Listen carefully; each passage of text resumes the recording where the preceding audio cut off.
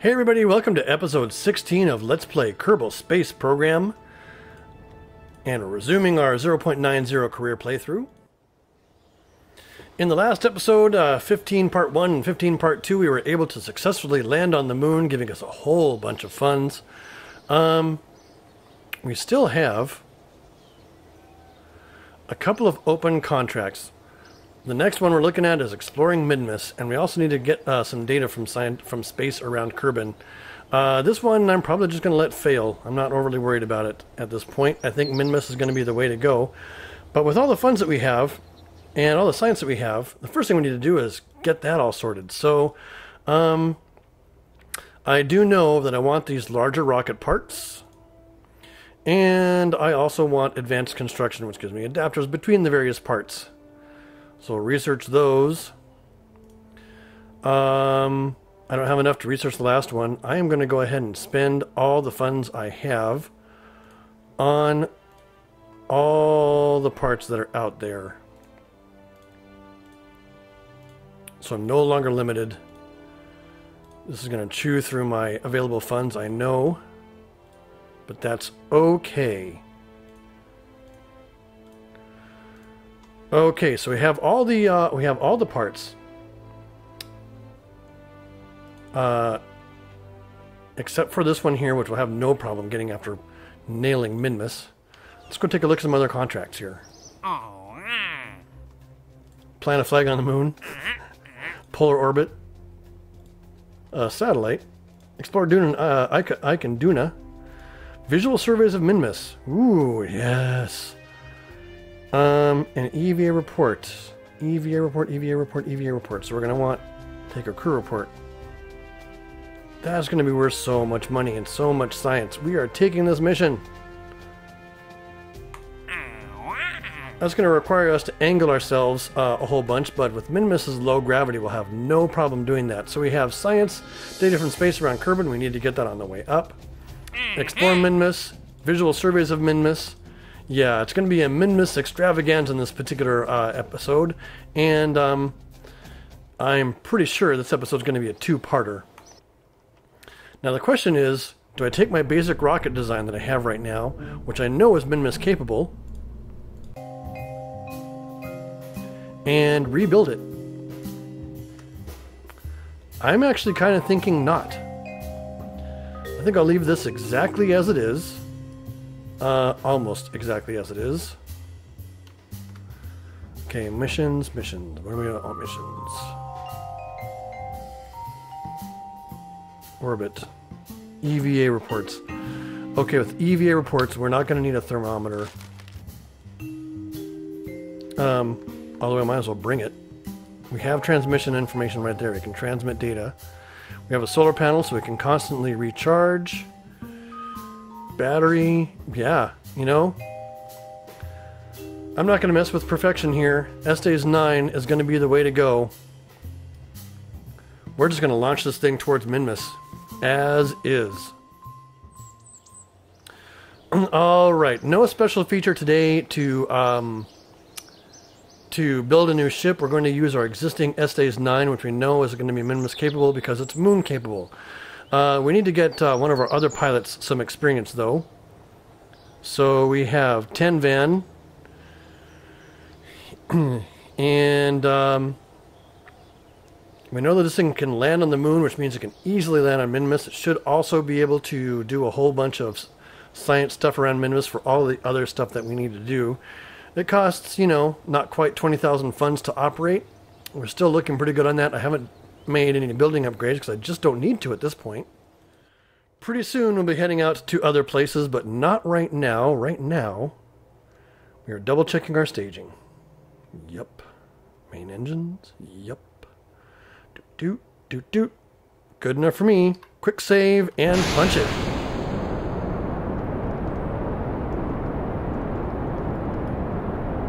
A little bit of a struggle to control this rocket as it gets up vertical speed here.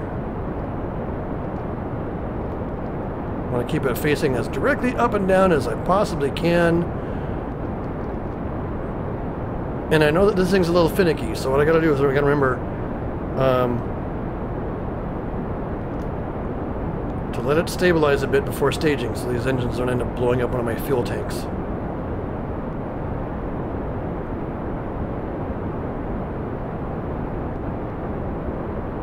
So far, so good. As these solid boosters push us up out of the thickest part of the atmosphere. On our way to Minmus for tons and tons of science. Our very first mission, though, our very first thing is to transmit or recover data from space around Kerbal. Alright, here we go for staging. Nice smooth staging. Other motor activated. We now have much finer control because this is a gimbaling rocket motor. So I'm going to fly up to 12,000 meters or higher before I begin my gravity turn.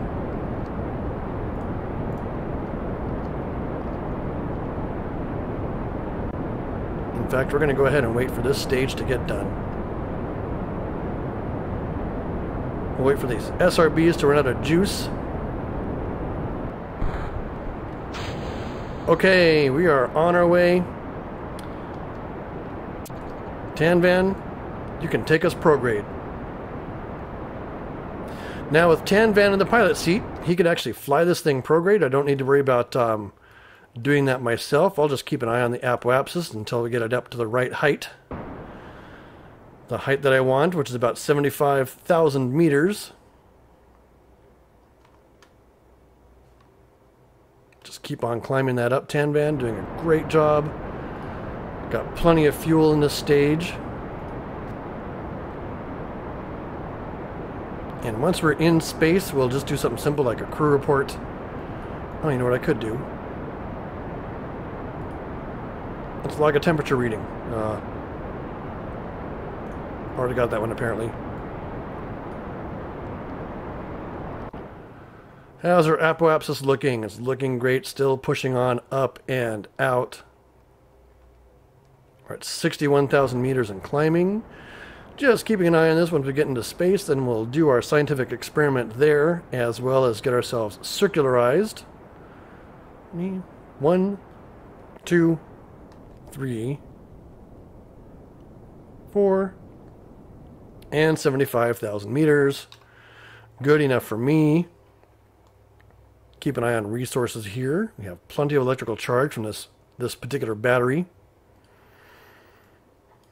And the fact that we have a solar panel installed, although we're rolled the wrong way to make use of it right now, but that is okay. So, I'm fighting a cold.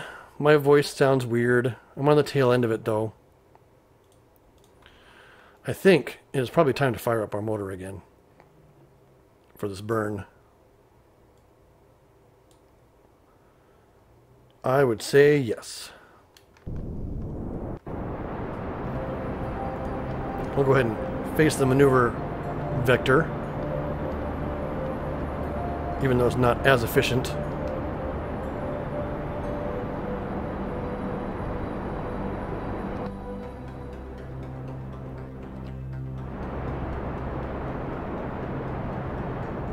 Throttle down to 2/3 throttle.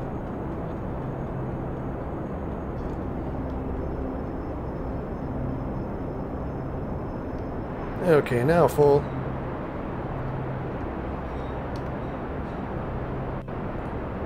This little guy still has a fair amount of juice left.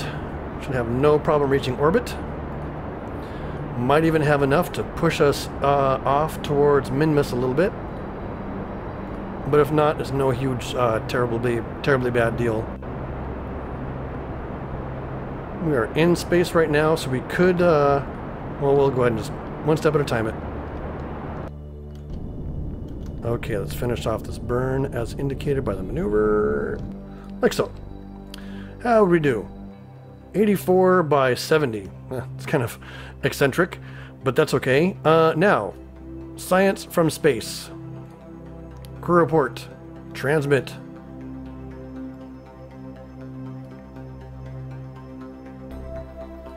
And that takes care of this contract for 30,000 funds. That more than pays for this launch, by the way. Oh, we have some stuff floating around that we should get rid of. We are now headed out to Minmus, which means I'm glad the moon's out of the way. Set as target. Once again, Minmus is similar to the moon, where you actually want to start your departure at approximately the horizon. Really? The moon is in the way. Or is it?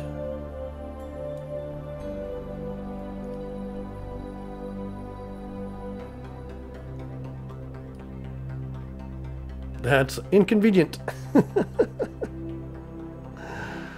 I know what we can do to miss the moon completely, though. Okay. At the ascending node. So if you take a look at these orbital planes, you can see that Minmus has actually quite a pronounced orbital plane. At the ascending node, that's where those two planes cross, like that. And I'm going to change my inclination so that we match Minmus's orbit.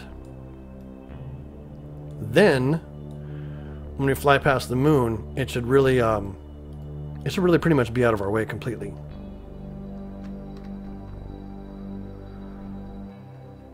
Okay, so we're going to go ahead and maneuver this guy up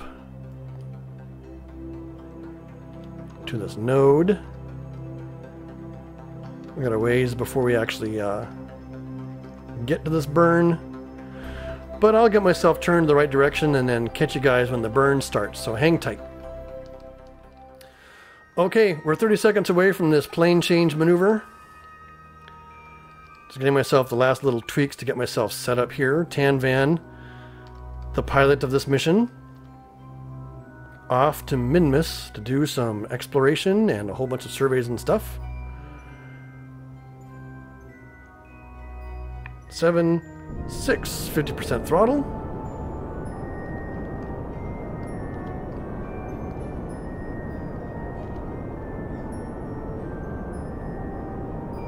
And that's it. 0.1% is good enough for Minmus, that's for sure. Okay, with Minmus, where is it? Where is it hiding? There it is. So again, we're going for Minmus rise.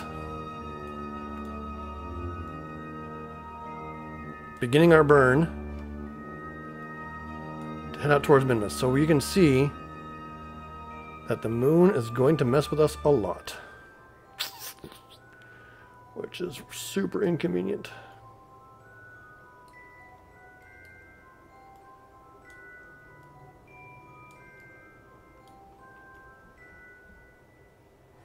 Basically what's happening is that the moon is putting a rather large plane change in the mix.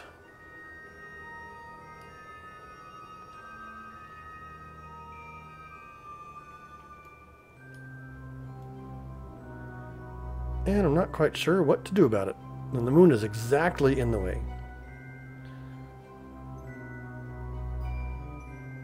I mean, it is basically providing a shadow for Minmus.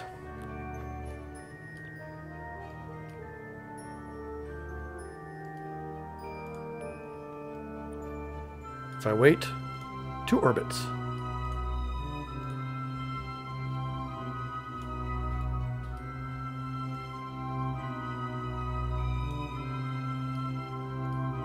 If I wait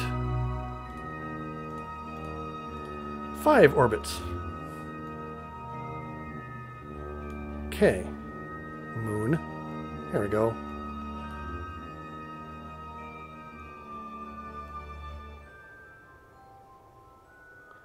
Minmus encounters are kind of hard to wrangle. Now, what happens if I don't win any orbits?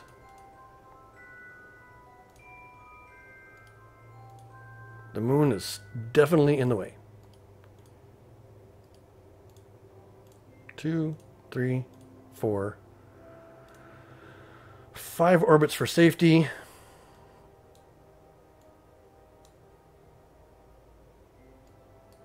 So Minmus encounters are actually pretty picky. You gotta be pretty precise with getting them planned. But once you have them planned right, and you get in the vicinity of it, super easy to land on because of its light gravity. So I'm going to go ahead and fast forward time until it's time for us to do our ejection burn. It's going to be a little while, a couple of days. If I see my resources running low, I'll have to jump in there and get my solar panels and stuff aligned. But hang tight. It'll be a few orbits. Okay, we're about 40 seconds away from this maneuver. It's happening on the dark side of the planet, so we'll be doing it from the map, because otherwise you'll be looking at a whole bunch of dark screen. Which, last time I checked, isn't all that entertaining, really. So, I guess we'll be doing this on the map. We have a maneuver node set up here to give us what would it be, a Minmus injection? Is that the correct term?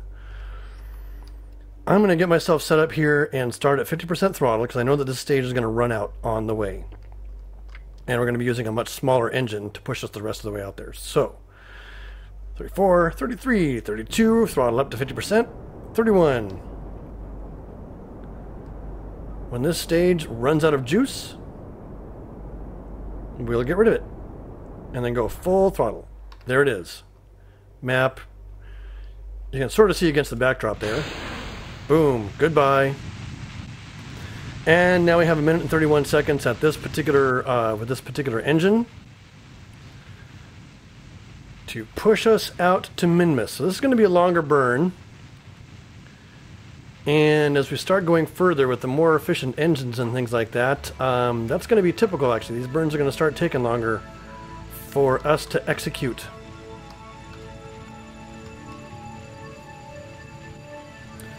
Now, this gives me a full minute to expound. When you're actually looking for science and missions and stuff like that, you have really, when you're looking for exploring Moon / Minmus, you really have sort of pros and cons. Are both about equivalent, actually, as far as difficulty and exploration. And there are pros and cons for each one.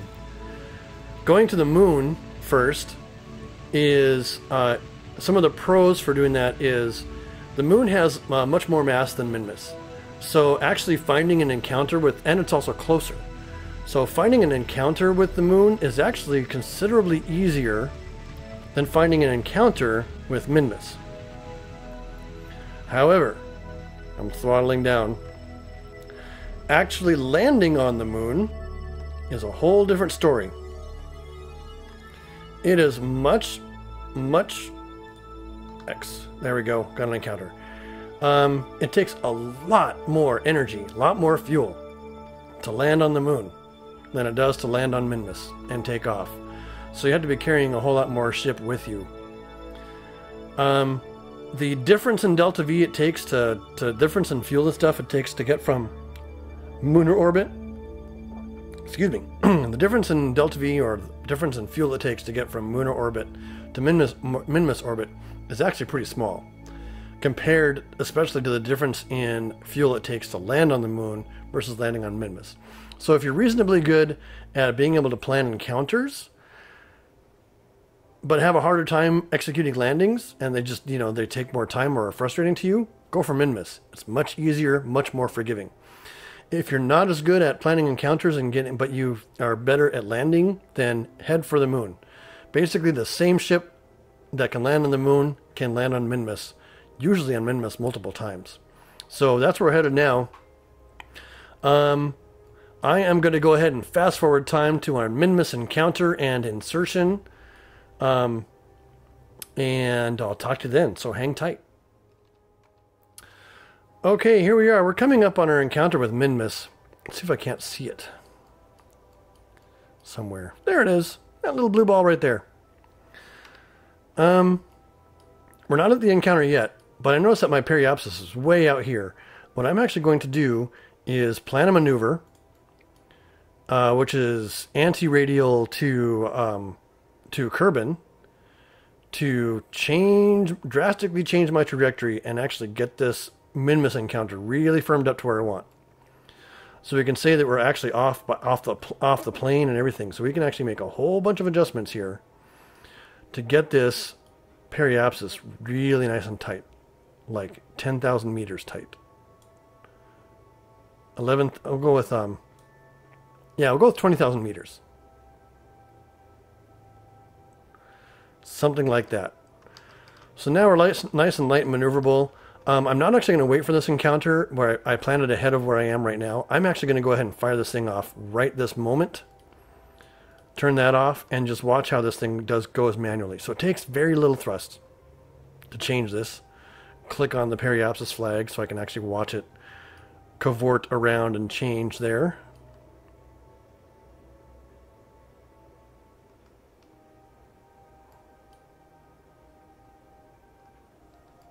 And any moment now, so that's a collision course.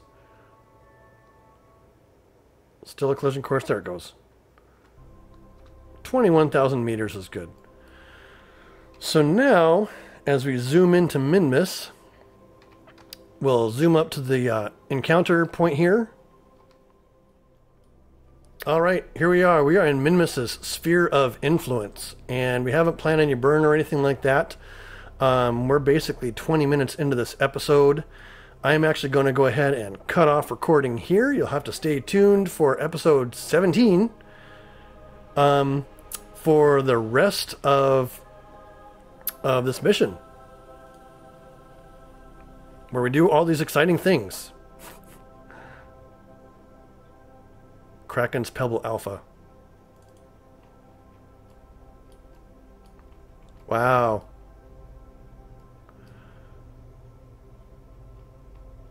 EVA reports. So they want us to do a whole bunch of surface landings. That's really interesting. That is going to be pretty exciting, but we're going to handle that in episode 17. So until then, keep flying and stay shiny. Goodbye.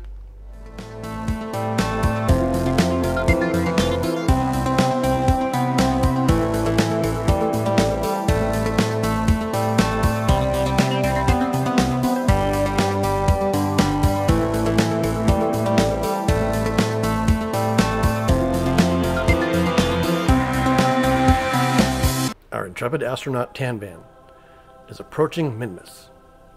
As he gets in range, he will fire up the rocket engines to bring himself into a stable orbit. Kerbin's second moon, a tiny ball of ice